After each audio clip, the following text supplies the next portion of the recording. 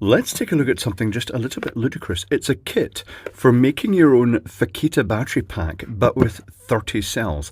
Now, if you use 2.4 amp hour cells, theoretically, that's going to be about 14 amp hour. That's a lot. But I'm not convinced as to the suitability of this. So here's one of the frames. Let's pull the other frame out. Here's the circuit board. We have the battery frames that then sort of like, once you put the cells in, you've got the metal strips that are used to join them together. Well, let's just empty this out and see what we've got. We've got a little fascia for the energy meter. Here's the little energy meter. We've got the spring for the button here, and the metal strips that are ultimately going to bridge between the contacts. You've got the double ones for the bridging backwards and forwards as it snakes on the pack, and you've got the single ones for the battery ends, plus some screws to hold the thing together. We also have a couple of shims, the insulating boards. The idea is that you put this together, but then these little things here are where the spring would normally sit over. But if you put this circuit board round in that direction, there's a couple of pips sticking up here that look as though they're designed to align a board, and it's not this board it's designed to align. Nothing really fits for this board. It's not suited to this this case, I don't think. I mean, it would fit okay in here. It'd go around about that way. Yeah, not really sure. Hold on. No, I'd have to try and assemble most of this together. Let me just shove this in and see what happens. Would it do anything? Would it? No, it kind of sits. It doesn't quite sit right in there. Anyway, let's take a look at this. Unfortunately, they have got the silicone. Now, I don't know how well that's going to come off. I don't know if I'm going to be able to peel that off easily, because when they pour it all around surface mount components, sometimes it causes issues where it actually sticks them so tightly that you risk damage to the component trying to get it off. But I shall have a go at trying to peel some of this off. If it does come off, I'll just try and assess what I can from the visible circuitry. So I shall investigate that now. One moment, please. Okay, let's explore, but not too deeply, because I'm not too inspired by this design. This is it with the silicone on. I'll show you some details on this side first, before showing the picture with my attempt at removing the silicone that did not come off very easily at all, as predicted. But it does use a standard charge chip with a charge control MOSFET and then the output control MOSFET. And this silicone, it's not to protect against people stealing the design or anything like that. The silicone here is actually logical. It's being used over the resistors and capacitors that are used to actually monitor the cell voltage, just to protect against rogue operations. So it does have its function here. It's a little bit of moisture protection. But interesting stuff in this is that they're, instead of just relying on measuring the voltage across the MOSFETs, they're actually using current sense resistors, 0.003 ohms times 3, so 0.001 ohm, which is then feeding back to the current sense in this.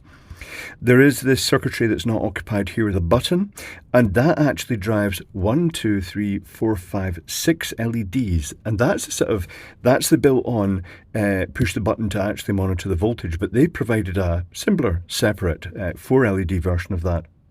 So when you plug it into charge, either with this contact, which is common to the positive in here, it goes to this little MOSFET package here, little 8-pin MOSFET, which when it is enabled to actually charge the cells if they're below the required voltage, it goes via this pair of diodes, and it goes to the positive of the cell and starts charging it. When the first of those cells reaches 4.2 volts, that's when the chip senses that and it disables the MOSFET theoretically.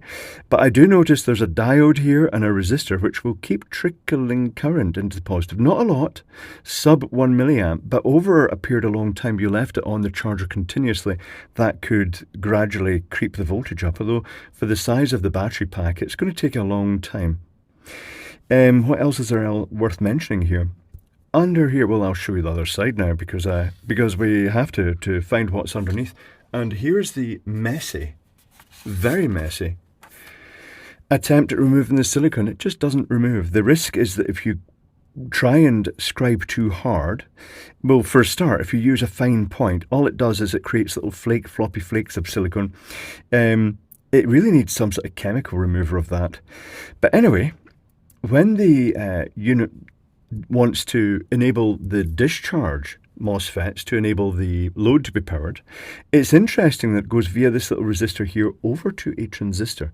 And the transistor then activates all the MOSFETs via 47 ohm resistors going to each of their gates. That deviates from the data sheet, but it's interesting. I would have dug in a bit deeper here, but, well, digging in is tricky. It's really hard because the components are tiny and the silicone just really gets in the way of knowing where you're actually probing. Very frustrating. But the main thing is that it does have a standard chip, which is quite good. Anything else worth mentioning here on this before we look at the construction? Because I can show you the schematic to a degree. It's a very standard chip. Industry standard chip for these little cell packs. It's often found on some of these ones as well. In fact, let me just check. Is this one the CM1053? It's the CM1053. It is indeed the CM1053. Let me just bring in, if this is where it doesn't work. CM1053. Is it going to be visible? Is it going to be visible? CM1053, if you can see that. A very standard chip. Proven. Works. So the way it works is that here's the main power MOSFET. That's effectively being buffered up to be the whole row of the MOSFETs here for higher load applications. Oh, something else I should have mentioned that, but I shall go back to that. It's the thermistor. So there is a thermistor on this board. I'll show you it. There it is, it's soldered right across there, but it has an optional mounting position on the end here with tails, so it can go down into the in between the cells. But in this case, it's been tacked on here. I think it's a 100K thermistor. So when the cells are above 3 volts each, and that means they're within the serviceable area, it turns on this MOSFET to allow the load to be powered. And it senses the current both across the MOSFET via this line and also across this resistor, which isn't always used, via this line. The charging is interesting because initially, if it's in a shutdown state because the battery is very low, when you apply charging power, it actually turns its own MOSFET on via this resistor. And then when the chip realizes that the voltage has reached 4.2 volts in any of the cells, it then turns that off by pulling it low. Unfortunately, that's where it has the bonus feature of a diode bypassing it, little diode, and a resistor. It's high value. It's not super critical, but don't leave things charging. It kind of messes it up for standby, solar topped power in remote locations unless it is actually using some power every day. The value of that resistor was, so you can do your own computations, 5.1K, so fairly high. Maybe I'm just being pedantic. The bulk of the little tiny components under the silicon here are resistors and capacitors for filtering, and basically speaking, there's a tap off at each point. Interesting, it shows a diode and resistor here going to the VCC, which is the common positive of this, but I wonder if that's what they've put over there. I wonder if that's a mistake or something like that. I don't really know. I didn't see a diode here under that schmoo. Maybe I should have dug deeper. But that's more or less it. It's just a standard battery management chip. Now, let's take a look at the case arrangement. I'm just going to focus up to a higher height. So when this circuit board is inserted in, it has these contacts and the raised connector in the right position. Once it's in here, shuffle, shuffle, shuffle. I'm trying to get it on now. It's not. There it goes. And you can see the contacts snug up against the top there.